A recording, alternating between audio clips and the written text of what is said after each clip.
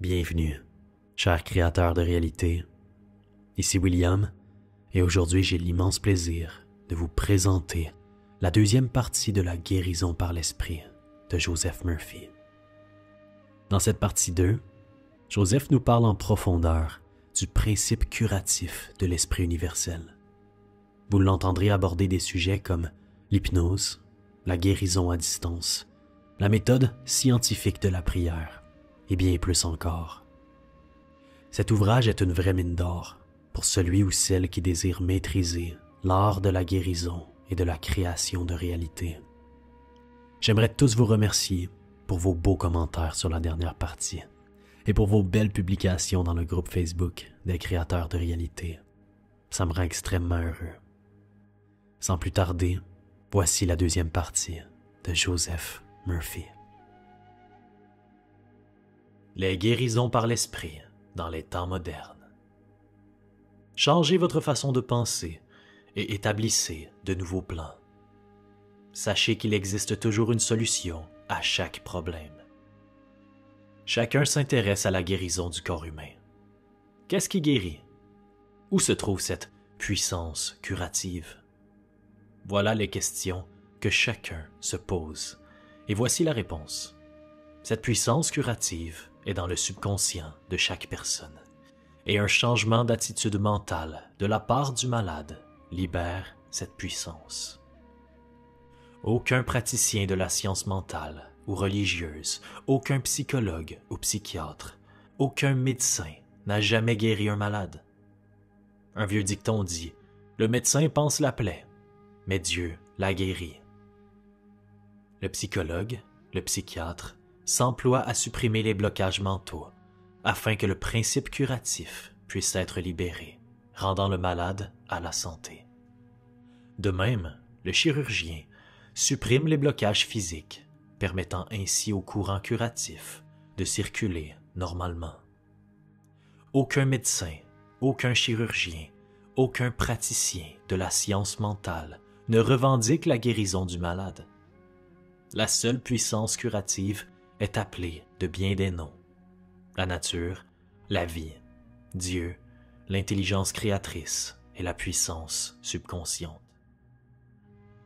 Comme il a été dit précédemment, il existe de nombreuses méthodes pour supprimer les blocages mentaux, émotionnels et physiques qui enraient le courant du principe curatif de la vie, courant qui nous anime tous. Le principe curatif qui habite votre subconscient va, s'il est convenablement dirigé, soit par nous, soit par une autre personne, guérir votre esprit et votre corps de toute maladie. Ce principe curatif est actif chez tous les hommes, quelle que soit leur confession, leur couleur ou leur race. Vous n'avez pas à appartenir à une église particulière pour être à même de participer à ce processus curatif. Votre subconscient va guérir la brûlure ou la coupure que vous vous faites à la main, même si vous êtes athée.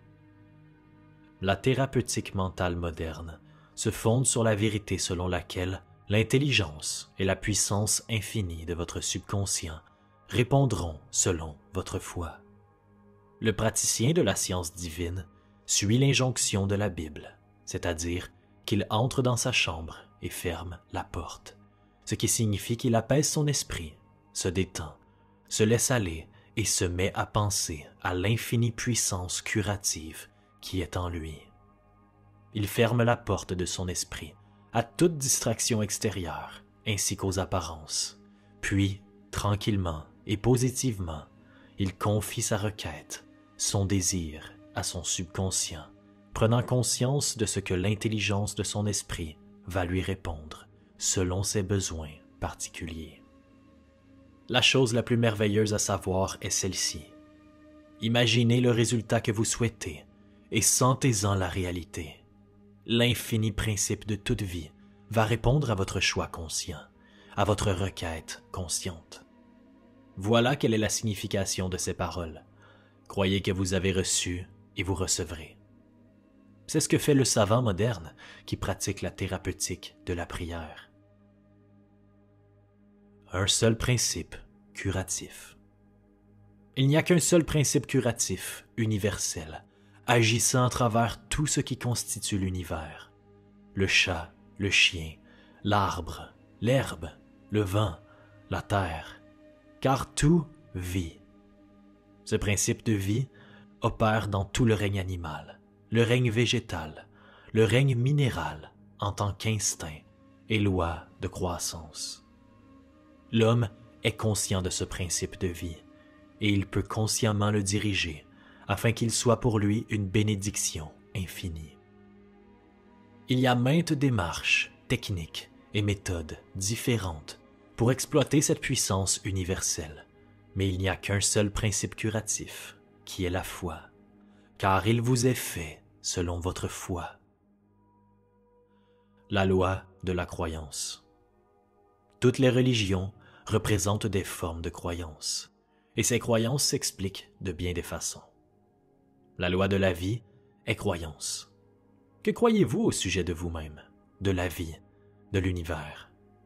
Il vous est fait selon votre croyance. La croyance est une pensée dans votre esprit qui fait que la puissance de votre subconscient est distribuée à toutes les phases de votre vie selon vos habitudes de pensée. Il faut que vous compreniez que la Bible ne parle pas de votre croyance en un rite, en un cérémonial, en une forme, en une institution, en un homme ou en une formule. La Bible parle de la croyance elle-même. La croyance en votre esprit. C'est simplement la pensée que vous entretenez dans votre esprit. Si tu peux croire, à celui qui croit, tout est possible. MC 9, 23. Il est insensé de croire que quelque chose peut vous blesser ou vous nuire. Souvenez-vous que ce n'est pas la chose que vous croyez capable de vous faire du mal qui va créer le résultat. C'est la croyance, la pensée que vous entretenez dans votre esprit. Toutes vos expériences, toutes vos actions et tous les événements et circonstances de votre vie ne sont que les réflexions et les réactions de votre propre pensée.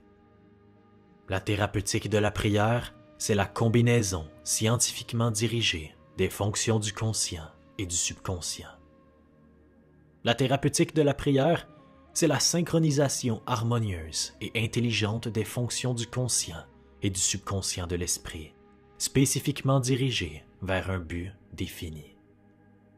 Dans la prière scientifique, la thérapeutique de la prière, il faut savoir ce que l'on fait et pourquoi on le fait. Il s'agit de faire confiance à la loi de la guérison. On appelle parfois traitement mental ou encore prière scientifique la thérapeutique de la prière. En thérapeutique de la prière, vous choisissez consciemment une idée particulière, une image mentale, un projet que vous désirez voir se réaliser. Vous prenez conscience de votre capacité de communiquer cette idée, cette image mentale à votre subconscient, en sentant la réalité de l'état désiré. Si vous restez fidèle à cette attitude mentale, votre prière sera exaucée. La thérapeutique de la prière est une action mentale définie, dans un but spécifique défini. Supposons que vous décidez de guérir quelque mal par la thérapeutique de la prière. Vous savez que ce mal, problème ou maladie, quel qu'il soit, a pour cause des pensées négatives, chargées de crainte et logées dans votre subconscient. Et vous savez que si vous parvenez à nettoyer votre esprit de ces pensées, vous obtiendrez la guérison. Par conséquent, vous vous tournez vers la puissance curative de votre propre subconscient et vous vous remémorez sa puissance, son intelligence infinie et sa capacité de guérir n'importe quel mal. En méditant sur ces vérités, votre crainte commencera à se dissiper et le fait de vous remémorer ces vérités corrigera ainsi les croyances erronées.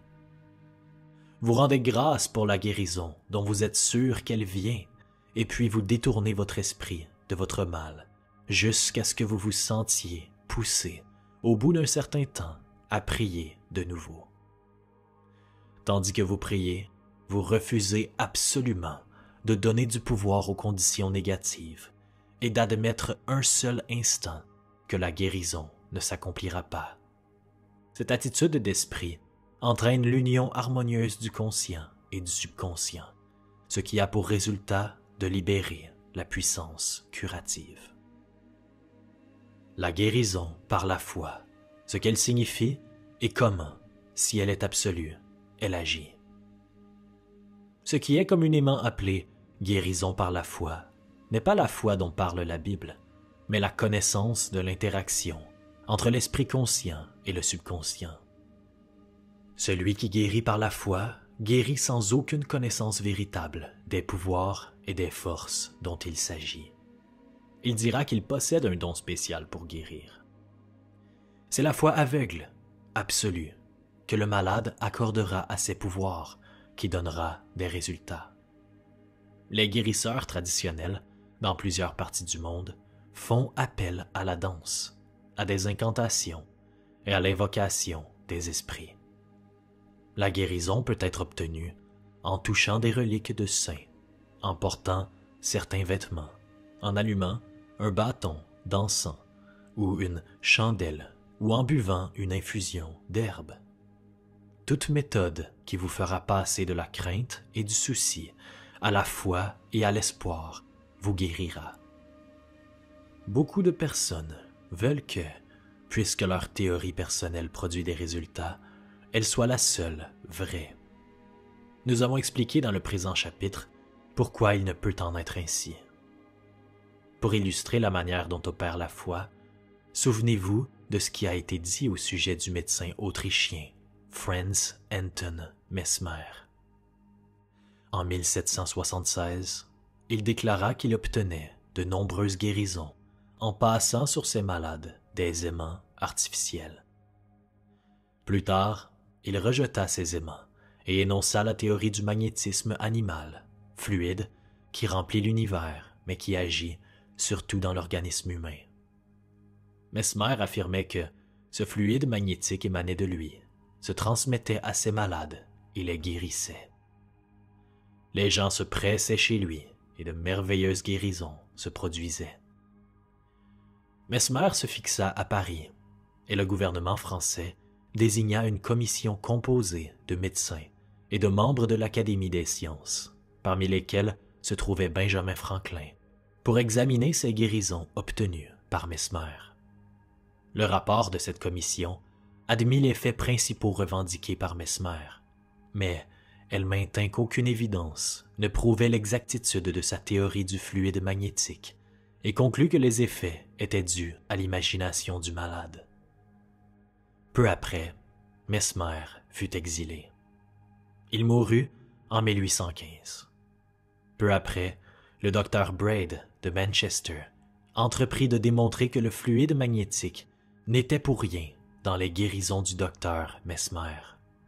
Le docteur Braid découvrit que l'on pouvait plonger les malades dans le sommeil hypnotique par suggestion, sommeil pendant lequel pouvaient être provoqués beaucoup de phénomènes attribués par Mesmer au magnétisme animal.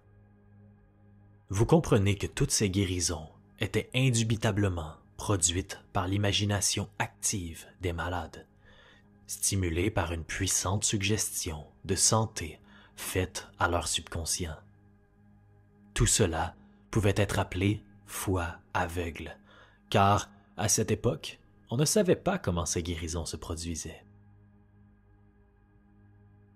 Votre esprit n'est pas mauvais. Aucune force de la nature ne l'est. Tout dépend de la manière dont vous l'utilisez. Servez-vous-en pour bénir, guérir et inspirer l'humanité tout entière. Toutes les cellules de notre corps sont remplacées tous les 11 mois. Changez votre corps en changeant vos pensées et en ne reprenant pas vos anciennes habitudes. Lorsque votre esprit est détendu et que vous acceptez une pensée, votre inconscient l'accepte comme vraie et se met à l'œuvre pour la manifester dans la réalité. La foi subjective est ce qu'elle signifie. Vous vous rappelez la proposition qu'il n'est pas nécessaire de répéter en détail, selon laquelle l'esprit subjectif, subconscient, d'un individu est tout autant soumis au contrôle de son propre conscient, de son esprit objectif, qu'il l'est aux suggestions d'autrui. Il s'ensuit que, peu importe votre croyance objective, que votre foi soit active ou passive, votre subconscient sera maîtrisé par la suggestion et votre désir exaucé. La foi nécessaire aux guérisons mentales est une foi purement subjective, qui est atteinte lorsque cesse l'opposition active de l'esprit objectif, conscient. Pour la guérison du corps, il est, bien entendu, souhaitable que l'on atteigne la foi simultanée du conscient et du subconscient. Cependant, cela n'est pas toujours essentiel si vous vous mettez dans un état de passivité et de réceptivité en détendant votre corps et votre esprit pour entrer dans un état somnolent. Dans cet état de somnolence, votre passivité devient réceptive à l'impression subjective. Récemment, un homme me demandait « Comment se fait-il que j'ai été guéri par un professeur ?» Je ne l'ai pas cru lorsqu'il m'a dit que la maladie n'existe pas plus que la matière. Au premier abord, cet homme crut qu'on attendait à son intelligence. Il protestait contre ce qu'il prenait pour une évidente absurdité. L'explication était simple. Il avait d'abord été détendu par des paroles apaisantes. Puis, on lui avait dit de se mettre dans un état parfaitement passif, de ne pas parler, de ne penser à rien de particulier. Son professeur, à son tour, se détendit et affirma tranquillement, paisiblement et constamment, pendant environ une demi-heure, que cet homme connaîtrait une santé parfaite, la paix, l'harmonie et l'intégrité. Le malade ressentit un immense soulagement et fut guéri. Il est aisé de comprendre que sa foi subjective s'était manifestée par sa passivité pendant le traitement et que les suggestions de parfaite santé de son professeur avaient été acceptées par son subconscient. Les deux esprits subjectifs avaient été alors en rapport. Le professeur ne fut pas handicapé par les autosuggestions contraires du malade, qui aurait pu naître d'un doute objectif quant à la puissance du guérisseur ou à l'exactitude de la théorie. Dans l'état de somnolence, la résistance du conscient fut réduite au minimum. Le subconscient du malade, étant nécessairement contrôlé par la suggestion, exerça ses fonctions en conséquence. La guérison suivit. La signification du traitement à distance. Supposons que vous ayez appris que votre mère qui habite à New York est malade et que vous habitez à Los Angeles. Spontanément, vous voudrez probablement accourir à ses côtés, abandonnant maison et travail.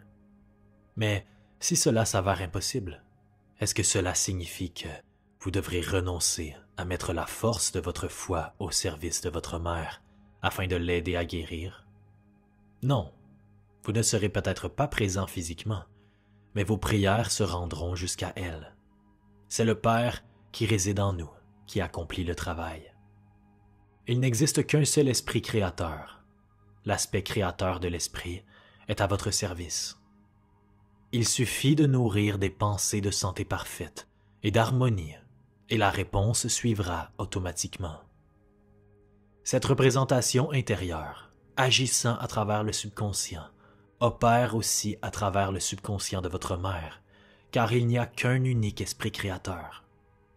Vos pensées de santé, de vitalité et de perfection agissent à travers cet esprit subjectif universel et mettent en œuvre, sur le plan subjectif, une loi qui va produire la guérison de votre mère.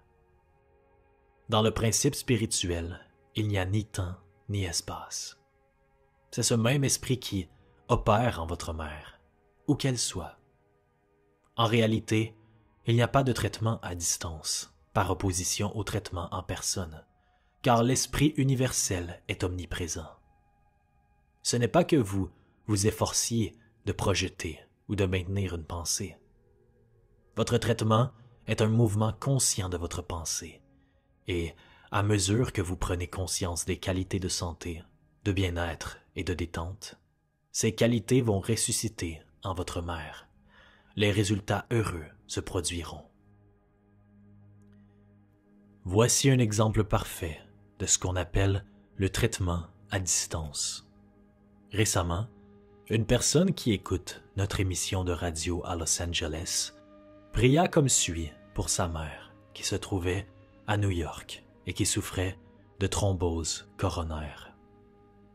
La présence qui guérit se trouve exactement là où est ma mère. Son état physique n'est qu'une réflexion de ses pensées qui sont semblables à des ombres projetées sur un écran. Je sais que pour changer les images sur l'écran, il faut que je change la projection. Mon esprit est la bobine de projection et, à présent, je projette dans mon propre esprit l'image d'intégrité, d'harmonie et de santé parfaite de ma mère. La présence curative infinie qui créa le corps de ma mère et tous ses organes sature à présent chaque atome de son être, et un océan de paix coule à travers chaque cellule de son corps. Ses médecins sont divinement guidés et dirigés, et quiconque touche ma mère est dirigé de manière à faire ce qu'il convient pour elle. Je sais que la maladie n'a pas d'ultime réalité. S'il en était autrement, nul ne pourrait guérir. Je me range à présent du côté du principe infini, d'amour et de vie. Et je sais et je décrète que l'harmonie, la santé et la paix s'expriment maintenant dans le corps de ma mère. Cette dame pria ainsi plusieurs fois dans la journée, et, en quelques jours, sa mère, au grand étonnement de son médecin spécialiste, obtint une guérison remarquable. Il la complimenta sur sa grande foi en la puissance de Dieu. La conclusion à laquelle sa fille était parvenue dans son propre esprit avait déclenché le mouvement de la loi créatrice de l'esprit dans le subjectif qui se manifesta alors sous forme de santé et d'harmonie parfaite dans le corps de sa mère. Ce que la fille avait senti comme vrai pour sa mère fut immédiatement réalisé chez la malade. Libérer l'action cinétique du subconscient. Un psychologue de mes amis me raconta comment il guérit de sa tuberculose, qui avait été décelée par des radiographies pulmonaires et des analyses. Il se mit à affirmer, tranquillement le soir, au moment de s'endormir: chaque cellule, chaque nerf, chaque tissu de mes poumons est maintenant rendue à la santé et à l'harmonie. Ce ne sont peut-être pas ces paroles exactes, mais elles représentent l'essence de ce qu'affirma mon ami. La guérison fut complète au bout d'1 mois environ, et les radiographies l'attestèrent. Je désirais connaître sa méthode, et je lui demandai pourquoi il répétait ces paroles au moment de s'endormir. Voici ce qu'il me répondit. L'action cinétique du subconscient continue pendant toute la durée du sommeil. Par conséquent, donnez à votre subconscient de quoi travailler avant de vous endormir. Réponse fort sage. Mon ami, en pensant à l'harmonie et à la santé parfaite, ne donna jamais nom à son mal. Je vous conseille fortement de cesser de parler de vos malaises ou de leur donner un nom. L'unique sève dont ils tirent leur vie est votre attention et votre crainte à leur sujet. À l'instar du psychologue dont nous venons de parler, devenez un chirurgien de l'esprit. Vos peines se détacheront de vous comme se détachent de l'arbre les branches mortes coupées par le sécateur. Si vous nommez constamment vos douleurs et vos symptômes, vous inhibez l'action cinétique qui libère la puissance curative et l'énergie de votre subconscient. De plus, de par la loi de votre esprit, ces imaginations tendent à prendre forme Ce que j'ai craint m'est advenu. Remplissez donc votre esprit de grande vérité de la vie et allez de l'avant dans la lumière de l'amour. Résumé. Numéro 1. Sachez d'où vient la guérison. Rendez-vous compte que les directives adéquates données à votre subconscient vont guérir votre esprit et votre corps. Numéro 2. Élaborez un plan bien défini pour confier entièrement vos requêtes ou vos désirs à votre subconscient. Numéro 3. Imaginez la fin que vous désirez et sentez sa réalité. Persévérez, vous obtiendrez des résultats. Numéro 4. Comprenez ce qu'est la croyance. Sachez que la croyance est une pensée dans votre esprit et que ce à quoi vous pensez, vous le créez. Numéro 5. Il est insensé de croire à la maladie ou d'admettre que quelque chose puisse vous blesser ou vous nuire. Croyez à la santé parfaite, à la prospérité, à la paix, à la richesse et à la direction divine. Numéro 6. Les grandes et nobles pensées sur lesquelles vous vous arrêtez habituellement deviennent de grandes actions. Numéro 7. Appliquez la puissance de la thérapeutique de la prière à votre vie. Choisissez un certain projet, une idée, une image mentale. Unissez-vous mentalement et émotionnellement à cette idée. Si vous restez fidèle à cette attitude mentale, votre prière sera exaucée. Numéro 8. Souvenez-vous toujours que si vous voulez vraiment le pouvoir de guérir, vous pouvez l'obtenir par la foi, c'est-à-dire par la connaissance de l'action de votre esprit conscient et subconscient. La foi vient par la connaissance. Numéro 9.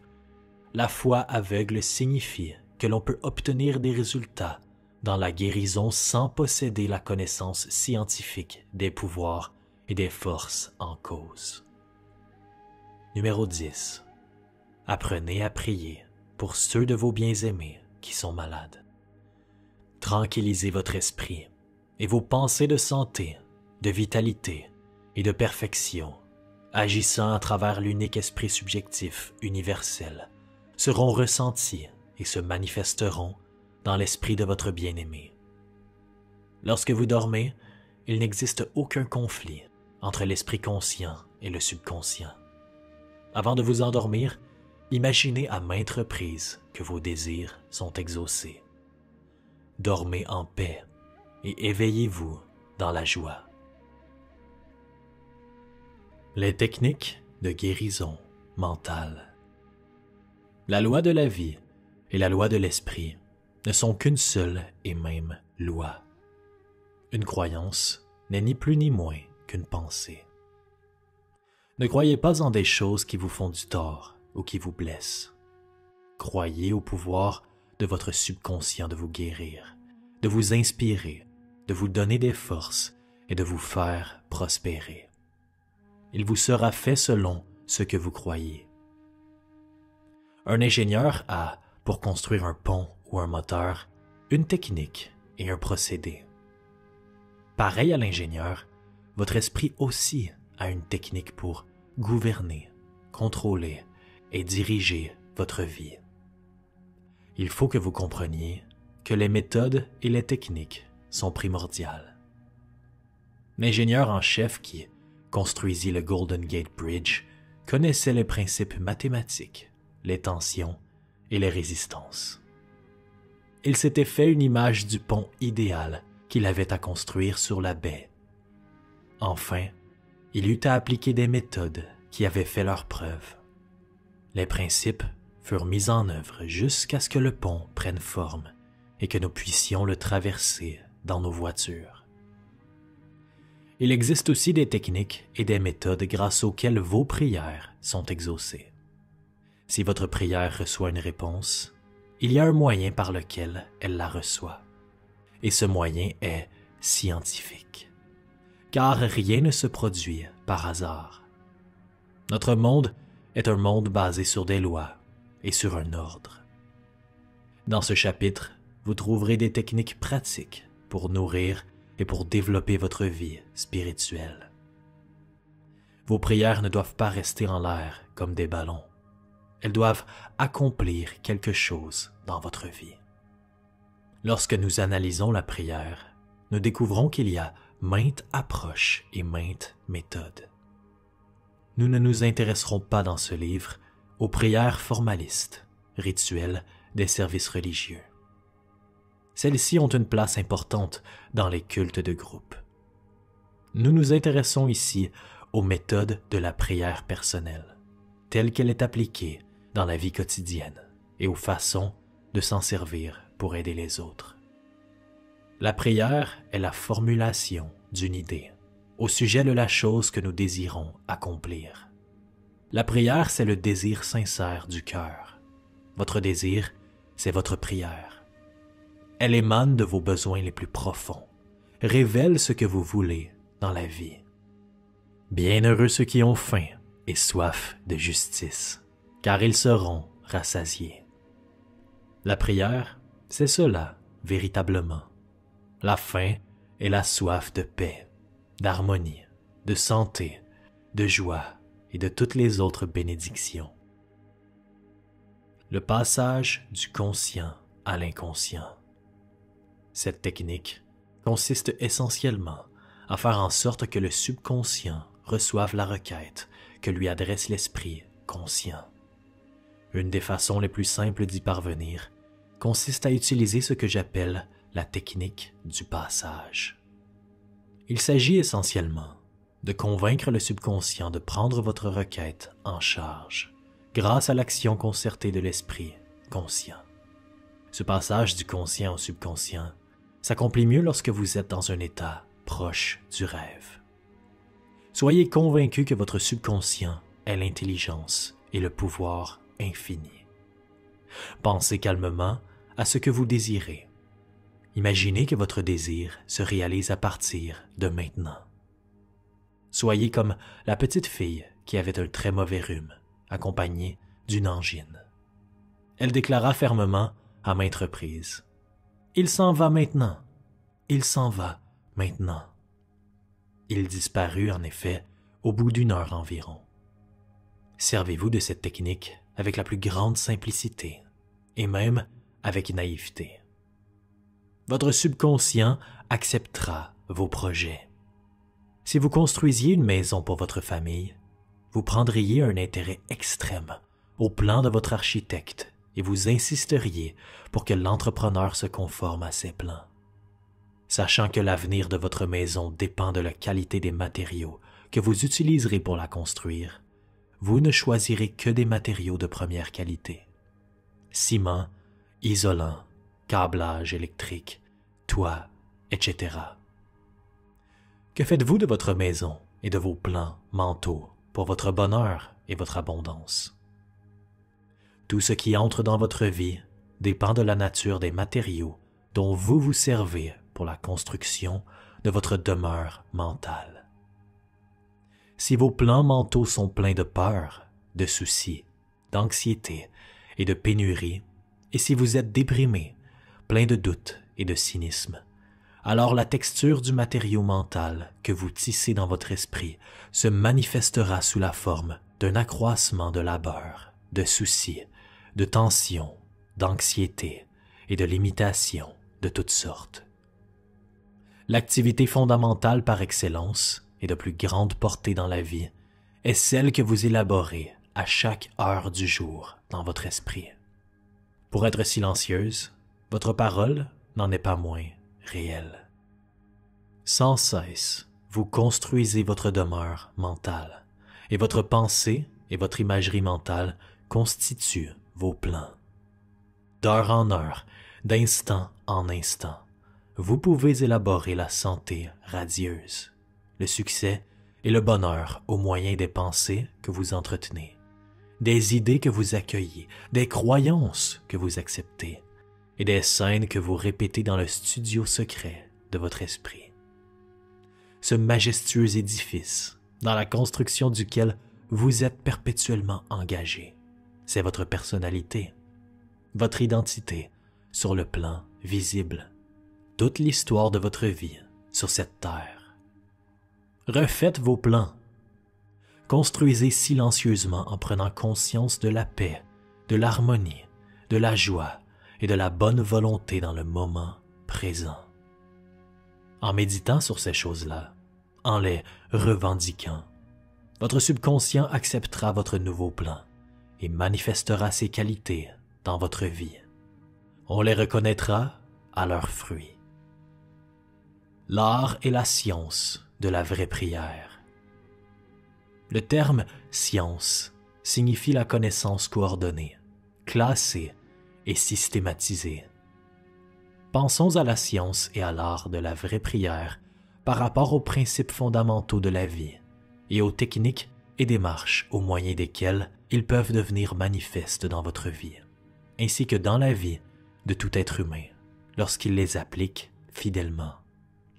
L'art, c'est votre technique, votre démarche, et la science sur laquelle elle repose est la réponse définie de l'esprit créateur à votre image mentale, à votre pensée. Demandez et vous recevrez. Cherchez et vous trouverez. Frappez et l'on vous ouvrira. MT 7.7. Qu'est-ce que ce passage célèbre nous révèle? Il signifie que ce que vous demanderez, vous le recevrez, que lorsque vous frappez à une porte, l'on vous ouvrira, et que vous trouverez ce que vous cherchez. Cet enseignement est une définition des lois mentales et spirituelles. Vous recevez toujours une réponse directe de l'intelligence infinie de votre subconscient à vos pensées conscientes. Si vous demandez du pain, vous ne recevrez pas des pierres. Vous devez croire pour recevoir. Votre esprit passe de la pensée à la manifestation de cette pensée dans la réalité. S'il n'y a point dans votre esprit une image, votre esprit ne peut se mouvoir, car alors rien ne le pousse en avant. Votre prière, qui est un acte mental, doit être acceptée comme une image par votre esprit, avant que la puissance de votre subconscient puisse s'en emparer et en produire la manifestation. Il faut que vous atteigniez le point de l'acceptation dans votre esprit. Il faut que ce soit un accord absolu, sans discussion. Cette contemplation doit être accompagnée d'un sentiment de joie et de repos dans la certitude de l'accomplissement de votre désir. Votre certitude que le mouvement de votre esprit conscient obtient toujours une réponse précise de votre esprit subconscient, qui est uni à la sagesse, à la puissance infinie, et votre confiance absolue. Voilà quelles sont les bases fondamentales de l'art et de la science de la vraie prière. En agissant ainsi, vous verrez votre prière exaucée. Et voilà, c'est ce qui conclut la deuxième partie sur la guérison par l'esprit de Joseph Murphy. Qu'avez-vous retenu de cet enregistrement? Laissez-moi savoir en commentaire. Personnellement, j'ai retenu que notre subconscient enregistre constamment toute suggestion qui est acceptée par l'esprit conscient. Cela veut dire que c'est notre devoir de rappeler à notre subconscient son pouvoir guérisseur. Nous devons le remplir de pensées de bonne santé, car si nous ne le faisons pas, les pensées des autres, qui sont rarement d'une grande qualité, s'empareront de lui et brouilleront son pouvoir. Je vous souhaite tous une magnifique création. À bientôt, chers créateurs.